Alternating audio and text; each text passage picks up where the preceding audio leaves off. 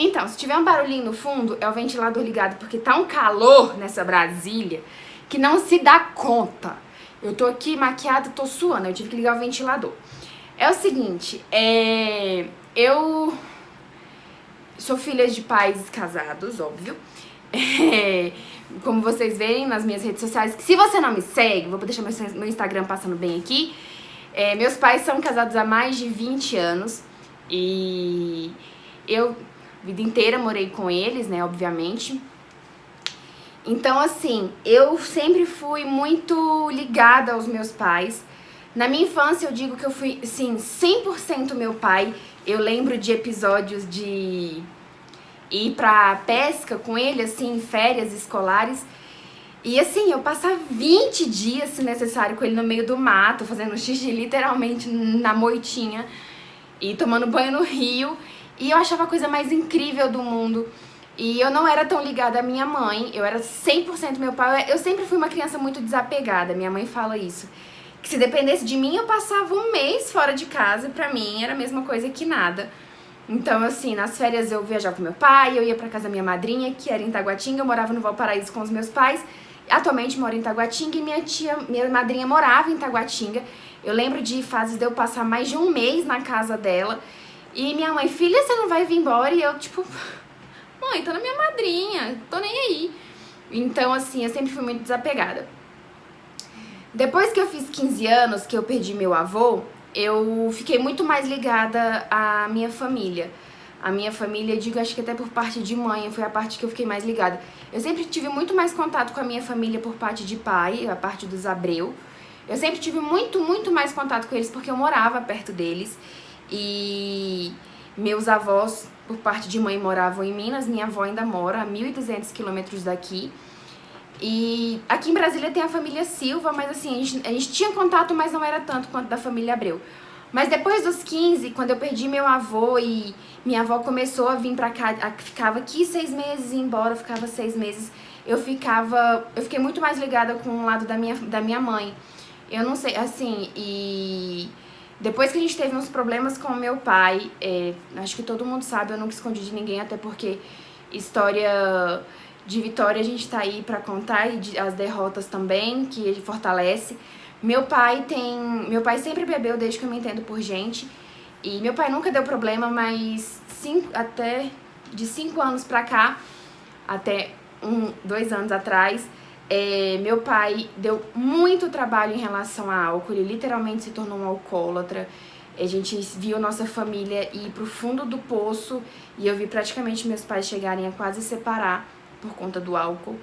E então, assim, nessa fase da minha vida, eu fiquei muito ligada à minha mãe. Porque como o meu pai nessa fase se tornou uma pessoa que, infelizmente, eu não conseguia nem ficar perto dele, eu não conseguia falar um eu te amo pro meu pai, eu me liguei muito à minha mãe. E pra proteger minha mãe, pra cuidar da minha mãe, pra fortalecer minha mãe. E eu ajudava em tudo que eu podia. E em 2016 conheci Rodrigo, que foi, assim, um alicerce pra mim nos últimos anos. Porque tem 1 ano que meu pai tá limpo, então, assim, meu Rodrigo pegou a fase pior do meu pai, e que foi a fase mais tensa mesmo, que chegou a quase faltar coisas dentro de casa, não faltava graças à minha mãe, porque meu pai gastava o dinheiro dele inteiro em bebida. E hoje em dia eu falo isso sem peso no coração, porque meu pai tá limpo há 1 ano, ele tá fazendo um trabalho social incrível, maravilhoso, que inclusive é o Caridade Sem Limites. Ele cuida de famílias carentes que não tem nada, que vivem num local totalmente abandonado, que criança não estuda, que se comer uma vez no dia é sorte. Então meu pai tá trabalhando com isso. Eu tenho muito orgulho da trajetória do meu pai. Eu acredito que a gente passou por tudo que passou e ele passou por tudo que passou pra gente se tornar alguém muito melhor hoje. A gente olhar com mais amor pras pessoas. Só que nessa fase eu fiquei muito distante dele, mais próxima da minha mãe. E no último ano, ele ficou limpo, ficou bem, eu ainda estava morando com os meus pais. Então, assim, quando deu janeiro desse ano, eu recebi o convite para trabalhar na Unimed. E eu percebi que, eu e Rodrigo, na verdade, a gente percebeu que a dinâmica da nossa vida estava muito mais em Brasília, ciclo Taguatinga, plano piloto, do que no Valparaíso, que é Goiás. Tipo uns 40, 50 quilômetros do plano, do centro de Brasília. Se eu não me engano, é isso. Então, assim, eu percebi a necessidade que eu estava gastando muito mais de ter que ficar indo e voltando. Meu desgaste mental era gigante por conta de trânsito. E eu e o Rodrigo, a gente ficou boa parte do nosso relacionamento nesse vai e volta, vai e volta, vai e volta. Ele vinha no final de semana, eu ia no outro, e a gente ficou nisso por um tempo, por quase 2 anos do nosso relacionamento. E quando chegou janeiro, a gente falou assim, a gente vai morar junto. A gente tomou a decisão. Quando a gente tomou a decisão, eu comuniquei aos meus pais. Na verdade, a gente tomou essa decisão, acho que foi em dezembro, mais ou menos. A gente já tava querendo morar junto. E eu contei pros meus pais e falei com eles assim, olha, lá pra abril, maio, eu vou estar saindo de casa e tal. E meus pais já estavam naquela coisa, tipo, ai meu Deus, ela vai sair. Mas sabiam que eu precisava seguir meu caminho. Em fevereiro, a gente teve a oportunidade de sair, literalmente, de casa. E foi quando eu olhei pros meus pais e falei assim, eu vou me mudar. Quando eu contei isso pra eles, eles ficaram um tanto quanto em choque, porque eles esperavam um pouco, eles já estavam esperando, mas acho que um pouco mais pra frente, e foi mais rápido do que a gente imaginava. Nessa época a gente tava com outro apartamento em vista, que quem é aqui de Brasília vai entender os bairros, a gente tava fazendo a gente tem um apartamento nosso, mas que tá alugado, tá gerando renda pra gente, e a gente ia morar num apartamento de aluguel em Águas Claras. Só que aí aconteceu umas questões com um amigo nosso, e ele falou assim, não aluga lá não, vem morar comigo pra vocês me ajudarem e tal, porque ele tava precisando, ele tava passando por uns problemas de saúde e pediu pra gente ir pra lá. As pessoas falam que foi a maior loucura que eu já fiz, me prestar ir pra lá, mas eu não tava indo por esse nosso amigo, eu tava indo pelo Rodrigo, porque eu sabia que ali era o start de uma coisa muito grande da nossa vida. E foi aí que tudo aconteceu. A gente, no dia 13 de fevereiro desse ano, de 2019, nós fomos buscar as minhas coisas na casa da minha mãe. Eu já tinha passado boa parte da semana na casa do Rodrigo, a gente organizando as coisas, deixando tudo pronto. E no final de semana eu fui pra casa, né, na casa dos meus pais, pra justamente buscar, montar minha mala, levar minhas roupas. E foi quando minha mãe falou assim, você vai mesmo? Eu falei, vou. Ela, você tem certeza? Eu falei, tenho. Ela, olha, morar com as pessoas é se prestar a ouvir muitas coisas, é prestar a viver certas situações, você tá pronta pra isso? Eu falei, mãe, eu vou assumir o risco e eu vou enfrentar até o meu limite. Quando eu não estiver aguentando mais, eu te garanto que eu já vou estar estruturado o suficiente pra ter o meu lugar, a minha casa. E foi quando eu comecei a montar minhas roupas, juntar minhas coisas. E eu lembro que eu fui montando a minha mala e eu ia pegando... Ai, já tá me dando vontade de chorar. Eu ia pegando as coisas no armário e lembrando da vivência com os meus pais, com a minha irmã, porque eu sou muito ligada à minha irmã. E eu, assim, o tempo todo, com o olho lacrimejando e segurando o choro. E indo, e chegou no final do dia... a gente ia descer pra casa do Rodrigo, porque eu trabalhava na segunda-feira, e a gente já ia mudar pra casa desse nosso amigo na terça. Aí eu lembro que a gente colocou as coisas no carro, e eu abracei meu pai, e meu pai falou assim, filha, calma, você tá indo porque você quer, porque a gente não tá te pressionando pra isso. Mas saiba que se tudo der errado, você tem pra onde voltar. As portas da casa do papai e da mamãe vai estar sempre abertas pra você. Ele me abraçou e falou isso no meu ouvido. E ele abraçou o Rodrigo e falou, olha, você tá levando, cuida dela. Ela é meu maior tesouro. Então, assim, eu já tava chorando muito, porque eu sabia que era uma decisão muito grande na minha vida, era um passo muito grande. E eu tinha na cabeça, porque eu acho que eu puxei isso da minha mãe e da criação que ela me deu, que eu tava saindo pra não voltar. eu coloquei na cabeça, eu falei, olha, eu tô saindo, mas eu não volto. Aconteça o que acontecer, eu não volto. Eu tô saindo e é de vez. E aí eu lembro que eu coloquei tudo e minha mãe tava no quarto dela. Aí eu fui abraçar minha mãe e falei, mãe, tô indo. Aí ela olhou pra mim e falou, mas já? Aí eu falei, já tô indo. Aí ela me abraçou. E eu falo isso assim, chorando, porque é um sentimento muito assim, dividido, sabe? Ela abraçou e falou assim, olha, eu vou sentir muito sua falta, mas pra sempre você vai ser minha menina. Você não pensa que porque você tá indo que as coisas vão mudar. A mamãe tá aqui pro que você precisar, é só você ligar que eu corro pra te atender. E ela falou pra mim que entendia o sentimento agora que minha avó teve, porque eu estou a 40 minutos da minha mãe. Só que quando a minha mãe casou e mudou, minha mãe ficou a 1.200 quilômetros dos meus avós. Então, assim, ela falou que estava entendendo um pouco do sentimento da minha avó naquele dia. Aí eu lembro que naquela semana eu fui embora pra casa do Rodrigo, chorando muito, muito. Eu acho que na época eu ainda fiz uns stories comentando, eu chorei muito. Eu cheguei na casa da minha sogra, tomei banho chorando e fui dormir chorando.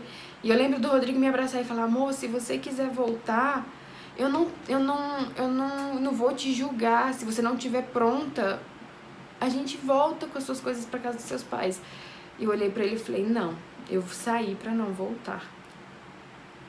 E se eu voltar agora, mais pra frente vai ser esse sentimento de novo. Então, aí eu fiquei naquela semana na casa da mãe do Rodrigo. Não, na terça-feira a gente se mudou pra casa desse nosso amigo. Só que aí ficou faltando, a gente levou as nossas coisas e limpou lá as coisas que estavam precisando.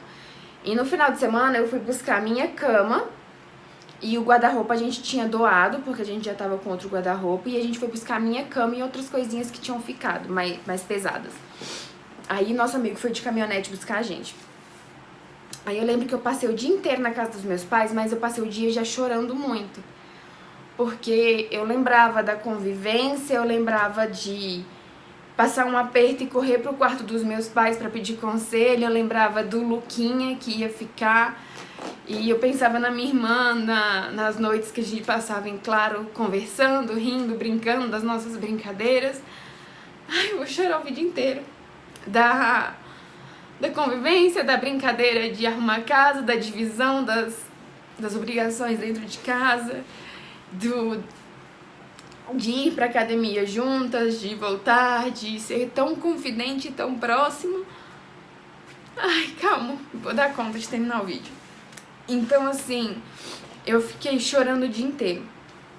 Então, na hora que meu amigo pegou a minha cama, colocou no carro, pegou tudo, eu fui atrás da minha mãe tava no meu quarto. Aí ela tava chorando muito. Eu abracei ela e falei, mãe, eu tô indo, mas eu sei que eu tenho pra onde voltar. Só que tá doendo muito mais em mim do que em você. Porque a senhora não imagina a falta que você vai fazer no meu dia a dia. E acho que até das broncas e das reclamações eu tava sentindo falta já. E abracei meu pai, chorei muito, abracei minha irmã e abracei o Luquinha. E ele chorando, vendo minhas coisas sair de casa, ele chorava e nervoso. E eu falava, filho, mamãe vem te ver e tal. E entrei no carro e fui embora. Naquele dia eu de fato saí da casa dos meus pais. E eu acho que eu não tenho esse vídeo mais. Só que minha mãe me mandou um vídeo mostrando meu quarto vazio e falando assim, agora ela realmente foi. E minha mãe tava chorando muito. Mas ela falava assim, filha, voa, porque eu sei que os seus planos são muito grandes, eu sei que os seus sonhos são muito grandes e eu não posso te limitar. Eu sei que é um passo que você precisa dar na sua vida, mas a mamãe vai sentir muito sua falta. Mas voa, minha filha. E minha menina cresceu. Tá difícil, mas eu sei que é pro melhor dela. Te amo, meu amor. Agora ela foi mesmo. O quartinho dela tá aqui, ó. Eu falei que eu não ia chorar porque ela tá indo seguir o rumo dela, a vida dela, o mundo dela, o que ela tá construindo, ela e o Rodrigo, né? Deixou ainda uns quadrinhos que eu vou pôr na churrasqueira, viu, Sandrinha? Né? As fotos que ela vai levar depois. A nossa menina cresceu, mãe. Tomou rumo, tomou independência, foi ser feliz, encontrou uma pessoa maravilhosa. Que Deus abençoe. Mas é muito estranho abrir agora esse quarto e não ver. Te amo demais, minha filha. Segurei pra não chorar na hora que você saiu. Mas eu te amo muito. Já tá dando saudade de abrir a porta, chegar e falar, Sandrine. Mas eu sei que você vai estar sempre comigo. Vai estar sempre aqui. Fica com Deus. Mamãe te ama. Beijo. Foi o quartinho agora. Até preencher vai ser difícil.